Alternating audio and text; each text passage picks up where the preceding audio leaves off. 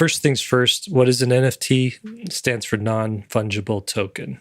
And the operative word there is fungible. And this is a term that relates to, I want to say like finances or even just it is collectibles. Yeah.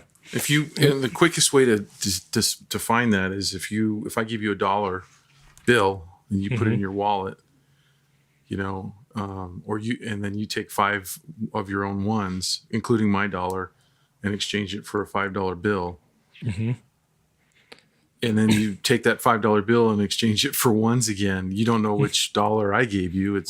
They're all the same. Right. And you'd be and if you're like, hey, can I have my dollar back? I would hand you one of these dollars, hand it back to you. You wouldn't care because they're all the same. Right. They have a different serial number on them, but a dollar bill is a dollar bill. So that's something fungible. Something non-fungible would be, you know, let's say I went and bought a signed copy of X-Men, signed by Jim Lee, right? And there it is. It's signed by Jim Lee. You know, I now own it. And if Will's like, hey, can I borrow your copy of X-Men signed by Jim Lee? I'd be sure. And maybe a week later, I'm like, hey, are you done with that? Can I have it back? And Will handed back to me $250.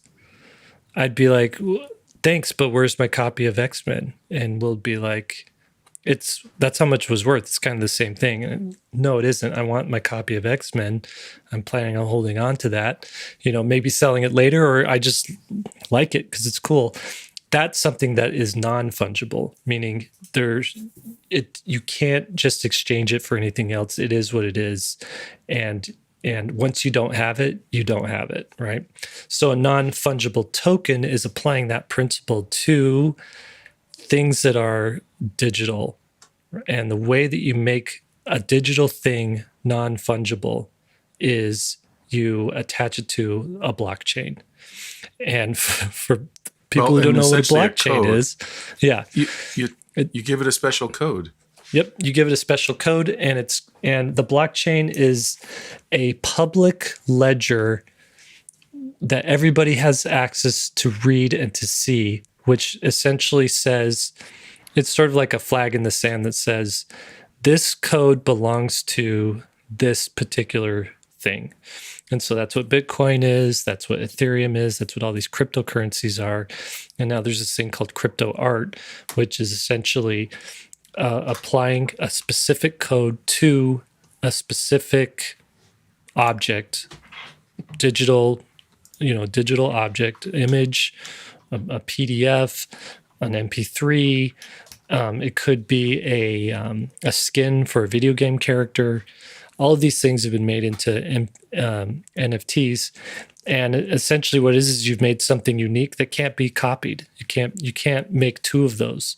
You could take a screenshot, or you could take a screenshot of some of these things. You could do a video recording, but it is something that one of those copies, so screenshots that you take, you wouldn't have blockchain proof that thing is owned by you and created by you. So that's sort of the difference between those two things.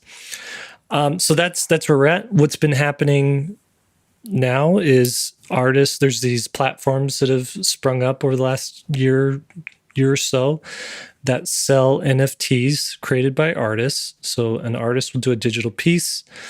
They'll attach it. They'll essentially turn it into an NFT, which is make it into this token. It's sometimes called minting an NFT.